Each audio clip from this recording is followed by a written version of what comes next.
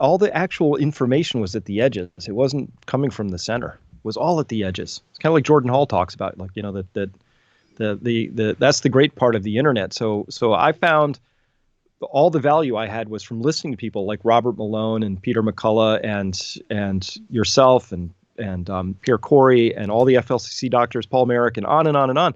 These were people who they didn't always get it right, but I could tell that they were intensively caring about trying to get it right. And so it was amazing that way. But I'm wondering, like, what was the cost to you? Because you in many ways took way more slings and arrows than I did. You paid some prices. I don't know whether I should talk about this publicly or not, but I'm going to do it. This has been a process of the creation of anti-fragility. And the stuff that was pointed at Heather and me was incredibly difficult. I mean, just the simple volume of it at its worst there was no way to grapple with it, right? You just knew that there were vile slanders being delivered that you'd never even know were said because you just couldn't even look at it all, even if that was your instinct. So it was very unpleasant. It was also not our first rodeo. And so there's a way in which, this one was the worst one I've ever seen by far. But there was also an awareness that there's a process to it and that one gets through that. And the point is, live to fight another day. And this process actually makes you stronger in the end. So there were moments at which I doubted that. And I mean, I still do. I still wonder if the vindication of all of the points that have been correct is going to be buried specifically for the purpose of preventing me and others like you from speaking up again in the face of the next one, right? So I know that the thing is still very interested in capitalizing on the progress that it made psychologically. I also know from talking to people that people have a very wrong impression of where we currently are. In other words, they directed this incredible onslaught at us, and it was I don't even have the words for what it was like. It was just like, it was a fire hose of awful. But in the end, we are now in the position of watching this ever-growing population of people recognize who was trying to warn them and who was actively steering them into danger. And that is incredibly gratifying. So it was bad, but every time they do this and they leave us standing, we get stronger. That's the thing. So you had some dark days, but you'd been there before, so you kind of knew what was coming. Or did you ever lose hope?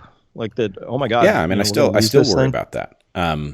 But again, I think that we are at a point where the scale of the disasters is now so great that in effect they have tied our hands. Right?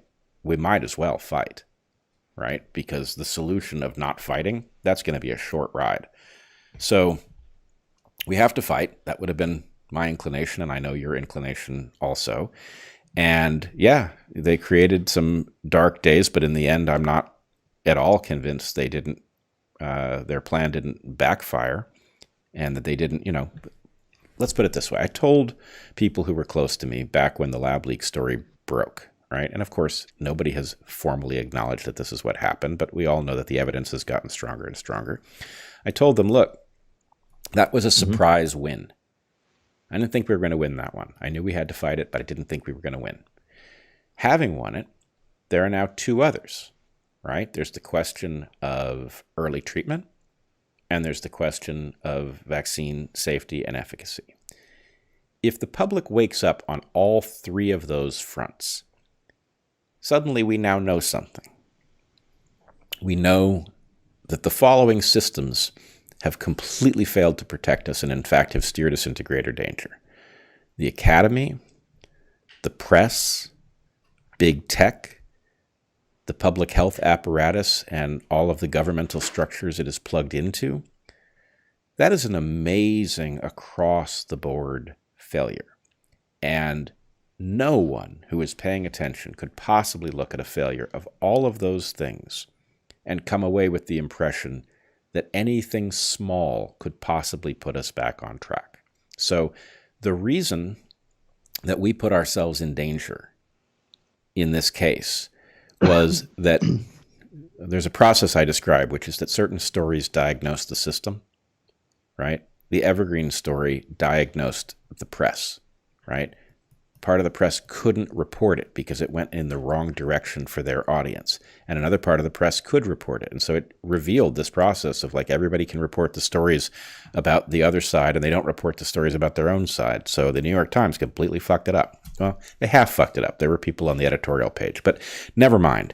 The point is, an across-the-board failure, as we have seen with COVID, is a dire emergency having nothing to do with COVID, pandemics, drugs, vaccines, anything. It is a dire failure of the systems on which we are depending. And my hope is that this failure, having been revealed at great cost to many of us, now allows us to have the conversation we need to have, which is the same one that you raised about the insects and their collapse, right? We are screwing up the things on which we depend, and that is a suicidal thing to do. Mm-hmm. So I don't know. I'm hopeful. And, before we close this out, we should talk about this march that is upcoming tomorrow, which you and I both have a relationship with, but neither of us will be at.